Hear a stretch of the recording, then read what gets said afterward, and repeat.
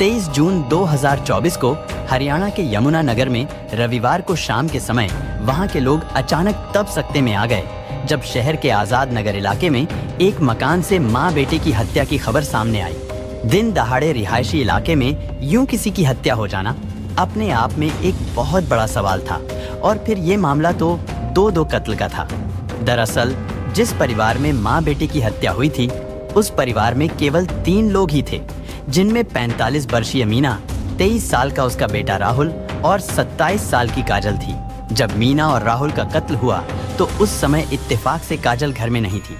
घटना के दौरान जिस तरह कातिलों ने घर के सारे सामान को बिखेर दिया था, उसे देखकर तो यही लग रहा था कि शायद उनका इरादा लूटपाट करने का था, जिसका विरोध करने पर उन्होंने मीना और उसके बेटे की हत्या कर दी। इसके बाद शाम करीब 4 बजे जब मीना की बेटी काजल वापस आई तो घर का मंजर देखकर उसके कदम ठिठक गए, क्योंकि घर का दरवाजा खुला हुआ था। लेकिन जैसे ही वो अंदर गई तो उसके होश खराब हो गए, क्योंकि सामने ही ड्राइंग रूम के फर्श पर उसके भाई राहुल की लाश पड़ी थी। पहले तो उसे समझ में ही नहीं आया कि अब वो करे तो क्या करे, लेकिन फिर वो हिम्मत जुटाकर अंदर के कमरे में गई। लेकिन वहां उसने जो कुछ देखा उसके बाद तो उसकी रही सही हिम्मत भी टूट गई, क्योंकि कमरे के अंदर बेड पर उसकी मां मीना की लाश पड़ी थी। इसके बाद काजल चीखती चिल्लाती घर से बाहर निकली और उसने आसपास रहने वाले लोगों को इस घटना की जानकारी दी। फिर उसने खुद ही 112 नंबर पर फोन किया और पुलिस को अपने घर में हुई इस दर्दनाक वारदात के बारे में बताया। सूचना मिलते ही यमुना नगर की पुलिस भी तुरंत मौकाए वारदात पर पहुंची। तब तक काजल के रिश्तेदार और पड़ोसी भी घटनास्थल पर इकट्ठा हो चुके थे। पुलिस ने घटनास्थल की बहुत बारीकी से जांच की। जांच में पता चला कि मीना और राहुल की हत्या उनके सिर पर किसी भारी चीज से वार करके और गला घोंटकर की गई थी। साथ ही जिस मोबाइल चार्जिंग केबल से उन दोनों की हत्या की गई थी वो भी मौके पर ही पड़ी थी। इसके अलावा घर का सारा सामान भी बिखरा पड़ा था। लेकिन जब पुलिस ने कैमरा की तरफ देखा तो पता चला कि हत्यारों ने घर में लगे सीसीटीवी कैमरे को भी बंद कर दिया था। और पुलिस को ये बात बहुत अजीब लग रही थी, क्योंकि आमतौर पर बदमाश कैमरे में कैद होने से बचने के लिए सीसीटीवी कैमरों के साथ साथ उनकी डीवीआर भी उठाकर ले जाते हैं। लेकिन यहाँ पर कातिलों ने सीसीटीवी कैमरे का डीवीआर गायब करने के बजाय उसे स्विच ऑफ कर दिया था। सीसीटीवी कैमरे को बंद करना इसलिए भी अजीब लग रहा था क्योंकि इससे कैमरा बंद होने के पहले के फुटेज का कैमरे में कैद होना तो साफ था और इससे किसी भी लुटेरे या कातिल का पकड़ा जाना भी पक्का था। अगर देखा जाए तो इस हत्याकांड का कोई भी चश्मदीद नहीं था, लेकिन घर की इकलौती बेटी काजल मौके पर मौजूद थी, जिसने इन लाशों को पहली बार देखा था। ऐसे में पुलिस ने सबसे पहले काजल से ही पूछताछ शुरू की। काजल ने पुलिस को बताया कि वो दोपहर को ब्यूटी पार्लर गई थी और घर लौटते समय उसकी मां ने उसे मैसेज करके जूस के 2 पैकेट लाने के लिए कहा था। लेकिन जैसे ही वो जूस लेकर घर लौटी तो तब तक उसकी दुनिया ही उजड़ चुकी थी। उसकी मां और भाई का कत्ल हो चुका था। काजल के लाए हुए जूस के पैकेट भी घर में ही पड़े थे। साथ ही काजल ने उसकी मां के मोबाइल फोन से भेजा गया जूस लाने का मैसेज भी पुलिस को दिखाया और इसका मतलब ये था कि काजल बिल्कुल सच बोल रही थी। लेकिन पुलिस को जो बात खटक रही थी वो थी घर में लगे इकलौते सीसीटीवी कैमरे का बंद हो जाना। पुलिस ने जब कैमरे को लेकर काजल से सवाल पूछा तो उसने भी हैरानी जताई, क्योंकि काजल के पास भी इसका कोई जवाब नहीं था कि आखिर कैमरा किसने और क्यों बंद किया था। खैर, पुलिस ने इस मामले की जांच को आगे बढ़ाते हुए गली में लगे दूसरे सीसीटीवी कैमरों को खंगालना शुरू किया और इस कोशिश में पुलिस को 2 अजीब बातें पता चली। पुलिस को कैमरे में मुंह पर कपड़ा बांधे हुए सुबह के समय एक लड़का काजल के घर आता हुआ दिखाई दिया और फिर कुछ देर बाद वही लड़का घर से सामान लेकर बाहर जाता हुआ भी दिखाई दिया। लेकिन हैरानी की बात ये थी कि इस फुटेज के मुताबिक तो काजल खुद भी उस समय घर में ही मौजूद थी और फिर उस लड़के के घर से निकल जाने के बाद काजल भी घर से बाहर जाती हुई दिखाई दे रही थी। लेकिन अब सवाल ये था कि आखिर वो लड़का कौन था जो काजल के घर आया था, और इस लड़के के बारे में पूछे जाने पर काजल थोड़ी घबरा गई। पुलिस को घर का सीसीटीवी कैमरा बंद होने पर हैरानी तो थी ही, साथ ही लड़के के बारे में पूछने पर जब काजल नर्वस हो गई तो पुलिस के शक की सुई काजल की तरफ घूम गई। पुलिस ने जांच में पाया कि घर में लगे सीसीटीवी कैमरे को घटना वाले दिन सुबह ही बंद किया गया था, जबकि काजल के बयान के मुताबिक उस समय तक तो लुटेरों ने घर पर धावा भी नहीं बोला था और ना ही किसी का कत्ल हुआ था। और इसका मतलब था कि ये कैमरा घर के ही किसी व्यक्ति ने बंद किया था, जबकि काजल का कहना था कि वो दोपहर 2 बजे के आसपास घर से निकली थी और तब तक सब कुछ ठीक था और करीब 3 बजे तक वो घर वापस लौट आई थी। यानी काजल बता रही थी कि ये हत्या 2 से 3 बजे के बीच ही हुई थी। इधर पुलिस ने मीना और राहुल की लाशों को पोस्टमार्टम के लिए भिजवा दिया था, लेकिन जैसे ही पोस्टमार्टम रिपोर्ट सामने आई तो पुलिस को यकीन हो गया था कि अपनी मां और भाई के कत्ल को लेकर काजल झूठ बोल रही है, क्योंकि पोस्टमार्टम करने वाले डॉक्टरों के मुताबिक उन दोनों की हत्या लाशों को पोस्टमार्टम के लिए लाए जाने से करीब 6 से 7 घंटे पहले हो चुकी थी, यानी सुबह 10 बजे के आसपास। और अगर इस हिसाब से देखा जाए तो इस वारदात के दौरान काजल घर में ही मौजूद थी। एक्टिविटी बेशक था। जब पहले ही देखा तो लगता था कि दूध का मामला है, लेकिन जब पूछताछ की सारी बातें सामने आई, कैमरे वगैरह देखे तो हमें प्रथम दृष्टि से ही ये लग रहा है कि इन्होंने मर्डर किया है और कोई ना कोई गड़बड़ है इसमें। हालांकि पुलिस को काजल पर पहले भी थोड़ा शक था।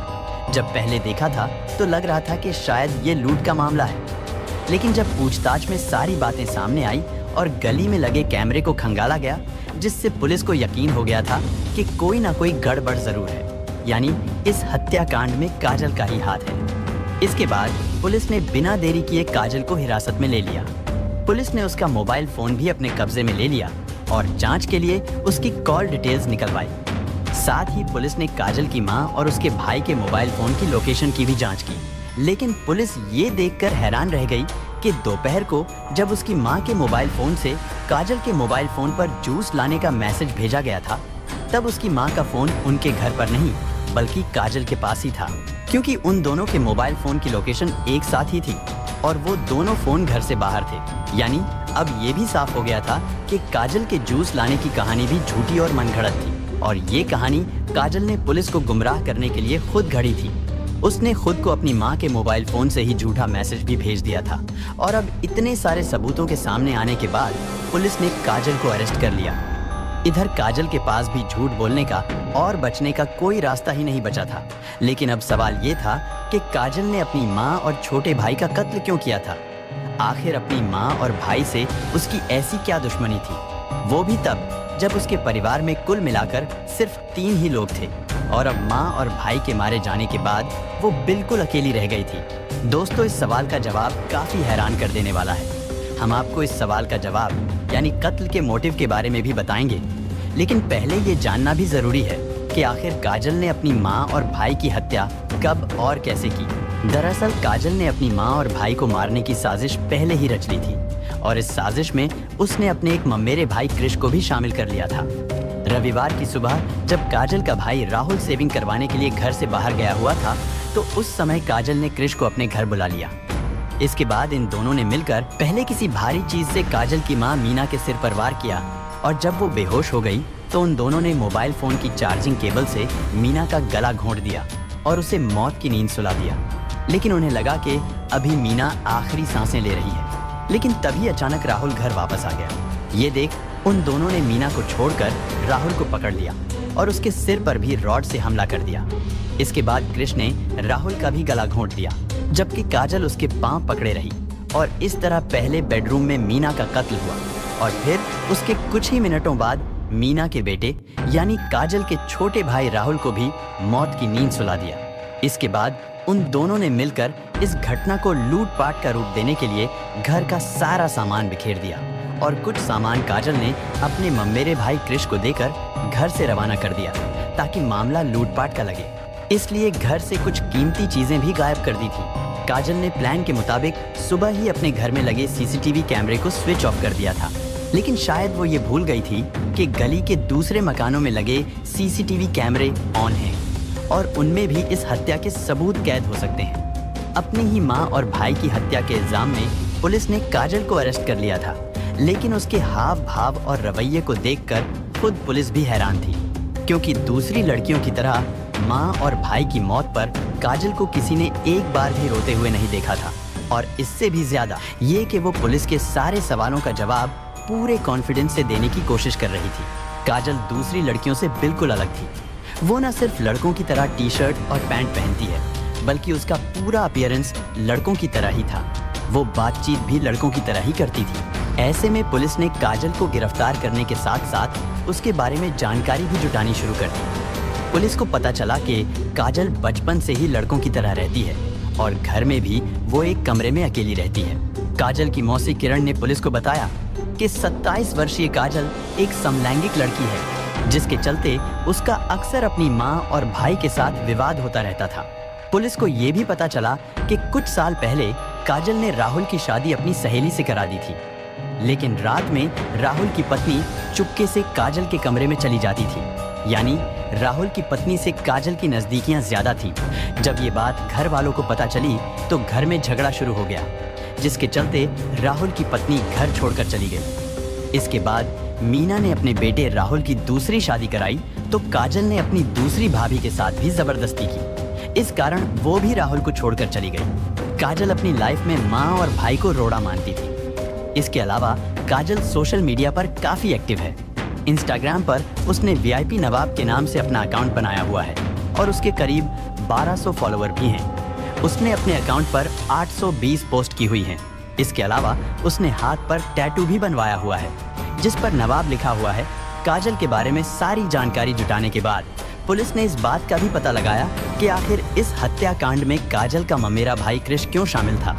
उसकी अपनी बुआ से क्या दुश्मनी थी कि जिसके चलते उसने उन्हें मौत के घाट उतार दिया था। पुलिस के अनुसार काजल की मां मीना अपने घर में सबसे बड़ी बेटी थी। बाकी सारे भाई बहन उससे छोटे थे और जब काजल के नाना की मौत हुई थी तब मीना की मां ने अपने 40 गज के मकान और 200 गज के प्लाट की वसीयत बड़ी बेटी मीना के नाम कर दी थी। उन्होंने वसीयत में लिखवाया था कि जब सारे बच्चे बड़े हो जाएंगे तब इस संपत्ति का सभी में बंटवारा कर दिया जाएगा।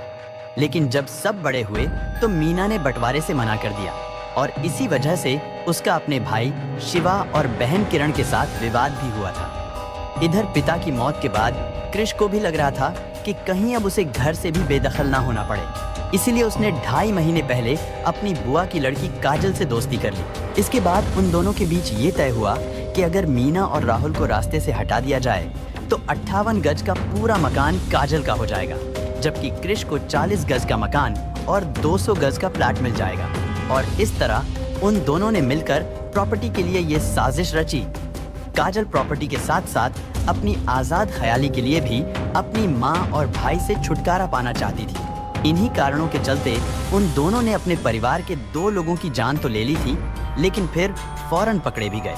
हालांकि पुलिस ने इस मामले में काजल और कृष के कुछ और रिश्तेदारों को भी अरेस्ट किया है, जो मीना और राहुल की हत्या में प्रॉपर्टी हासिल करने के लिए शामिल थे।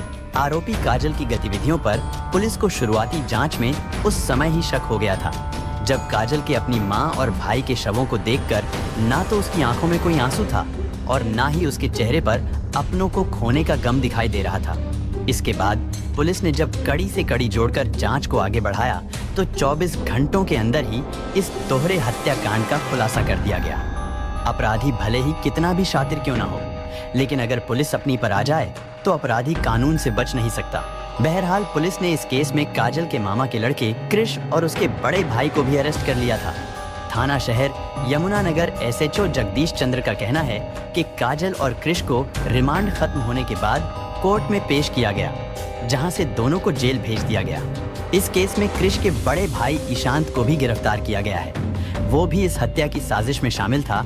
उसे मीना और राहुल की हत्या किए जाने की पूरी जानकारी थी। दोस्तों, इस पूरी घटना के बारे में आपकी क्या राय है, कमेंट बॉक्स में जरूर बताएं। और अगर हमारी मेहनत पसंद आई हो तो इस वीडियो को लाइक करते हुए शेयर भी करें। अगर आपने अब तक चैनल को सब्सक्राइब नहीं किया है तो हमारे चैनल को सब्सक्राइब कर लीजिए। धन्यवाद।